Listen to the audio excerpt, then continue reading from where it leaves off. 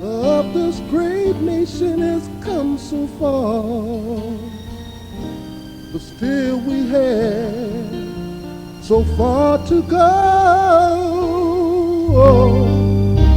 To bring an end to the suffering of war, hate, and poverty, bigotry, drugs, pollution, and homeless. Go. Hello, greetings to everyone. I'm not going to sit here and stand on ceremony about how glad I'm that you're watching me and hoping that you're listening and really would support us. We need help. I want to start off by saying just yesterday, I guess today is the 28th of February, so it had to be the 27th, in Perth Amboy, an 11-year-old child stabbed another 11-year-old child. Would have killed him if it wasn't for somebody happened to be passing along and noticed something was wrong. And at the end, when it became known what had happened, here's the parents, a whirl of parents. This happened in Perth Amboy, New Jersey, complaining to the people in authorities, the school administration and the political administrators, what they need to do. And really what we all need to do.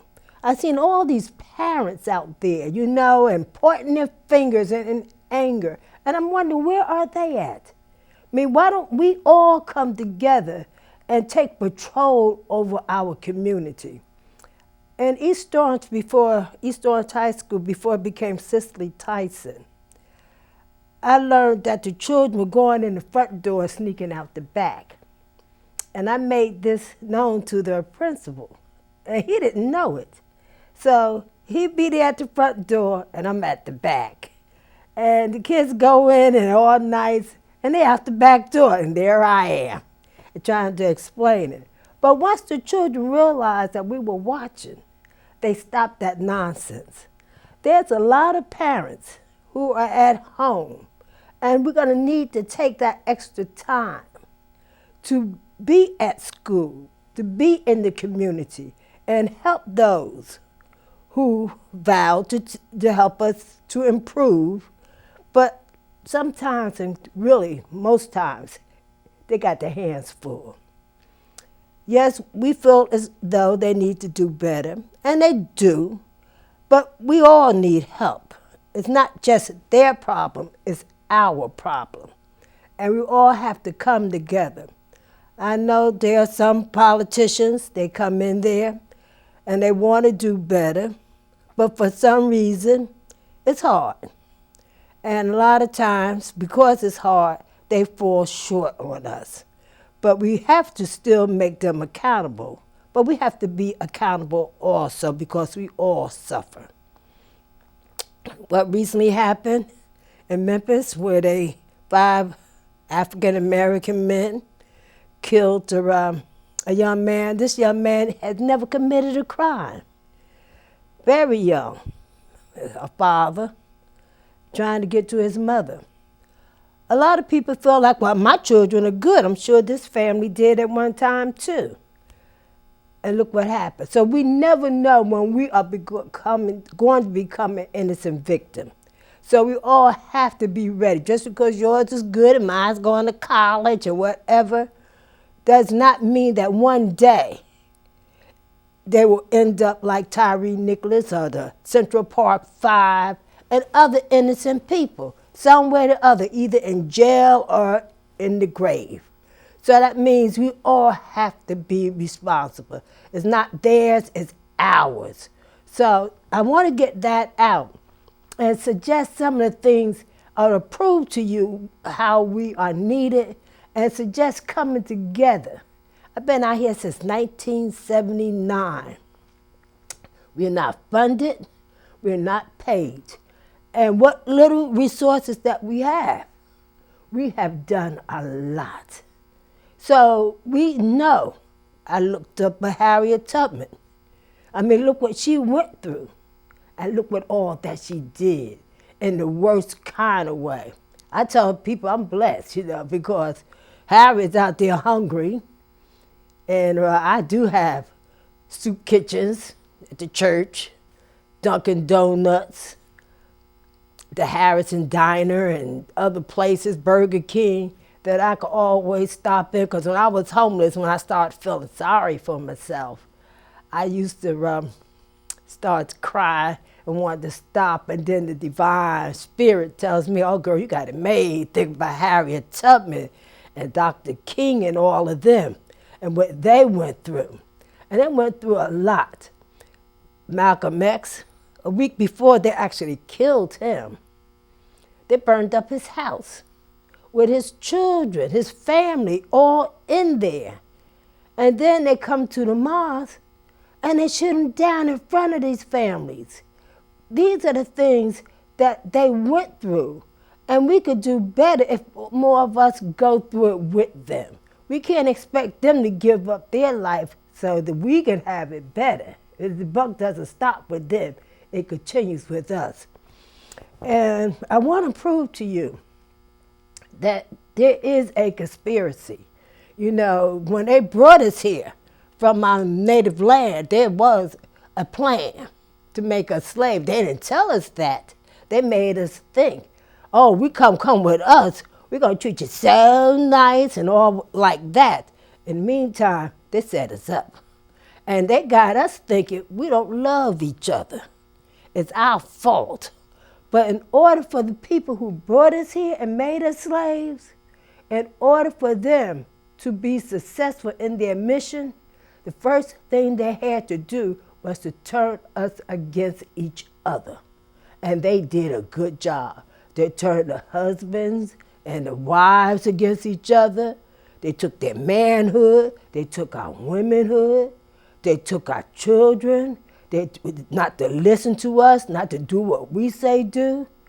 And they put them in a way that they made them their slaves too. And our children today don't listen to us. And the first people they blame, it's the parents' fault, you know. But they set this in motion. And we continue this today, even though we try. But in order for them to do it, they had to do it the way that they did because we really love and care for each other. So we have to stop saying we don't love each other. It's the man's fault. These black men this and these black women that. It's not us. It's how they embedded this idea, these feelings, emotion in us that caused us. And like those 5 cops, you'd be surprised. Their ancestors, somewhere down the line, their ancestors saw something that terrified them that was embedded in their soul. They saw us, one of their ancestors. I know my aunt was telling me that we had a family in the backwoods of Georgia. And they had some land, and the white man wanted this land, but my family wasn't giving it up. So they took the children within that family unit and put them in a circle and took the parents and set them in the middle of the circle, and they shot them dead. And the blood splattered on the children's clothes. Now, my father was in that circle, and I believe that it must have had such an experience, such an impact on him, that when he met and married my mother and they mated, in his sperm was that emotion, and it came back through me. Because what I went through in life, I'm not supposed to be sitting here today. And I soon will be 80 years old. And I think I'm cute. And not most of us do that. And what I went through, at the age of 14, they put me in a mental hospital. They kept me there till I was in my early 20s. The things that they did to me during those years, they gave me drugs 3 times a day by mouth, 3 times a day by injection. They gave me electric shock treatment. They raped me, they beat me, they didn't even educate me. And I could stand up against the best of them today. And I know the only way, because when I came out, I didn't have no family or friends, especially during those days, and even today, because once you go into a mental hospital, you marked, you're crazy. I was not crazy, and I'm not crazy. I wasn't crazy then, and I'm not crazy now. And so, I somewhat forgot what I went through. I've always had a love for people. That's why they put me there, because I used to fight. I used to fight the most of. You could talk with the Claude Craig. He was a councilman in East Orange at one time, and at the same time he worked for the Board of Education. A friend of ours, well, he didn't know Wayman Jesse. When Wayman was in the 4th grade and I was in the 5th grade, a teacher was beating Wayman in the head with his ring, just kept knocking him with these big gaudy rings at that time when you graduated. And I happened to see that, and I was in the back of the class, and I just went to the front, and I took Wayman and threw him in the back. Wayman said I almost threw him out the window. But I grabbed a hold of that teacher and I went to fighting. Wayman was telling Claude Craig about this years later. Wayman said I fought so hard that it made him fight, not just for them, but for the rest of his life. So, you know, I believe this emotions, because out of my parents' 7 children, none of them are like this, or were like this. May they all rest in peace, except for one out of 7 children. I was the one that always was fighting. And I always wondered where I got this spirit from. How did I get to be this way? Until my aunt told me about the incident with our relatives. Those children saw something that affected them. Because I know when I read about these different incidents and what our ancestors do, it just does something to me. And I'm sure it does something to yours.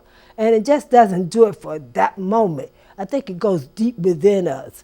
And if you're young, if you haven't had any children yet, you take that feelings. That's what you tell us when you have children. You have to really watch what you look at on television and different things, because it becomes a part of them. I was in court with a young man, not just I'm going to another subject to show you how important it is to really give these children the right concept at the very beginning, before you even give birth to them. I was in court with a young man, and the judge was saying to the young man who had did something illegal, who said he didn't do it, but of course, you know, we kids go into court nowadays, or we people go into court, we could be innocent, but we can't afford a good lawyer, and even them, they could be bought. But also, I call them public pretenders, who pretend to defend.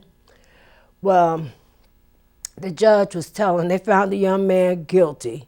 So now he's up in front of the court. And the judge is saying, if he had been a man, he would have did this. If he had been a man, if he could do that. So I got up to speak in behalf of this young man. And I explained to the judge, when a child is born, there's certain nourishment that we have to give them. And we all know that we just can't give this a brand new baby fried chicken and something to drink or whatever. That if you take a child and put that child in a closet and come back 18 years later and open the door, do not expect a man to walk out. And our children have been put in closets. They have not been given the nourishment they need to grow into a healthy family. And we say, it's the parents' fault, it's the parents' fault. No, because that parent itself was not given the nourishment that they needed. But they needed love, and sometimes when you needed love, we want to make and hold somebody close to us.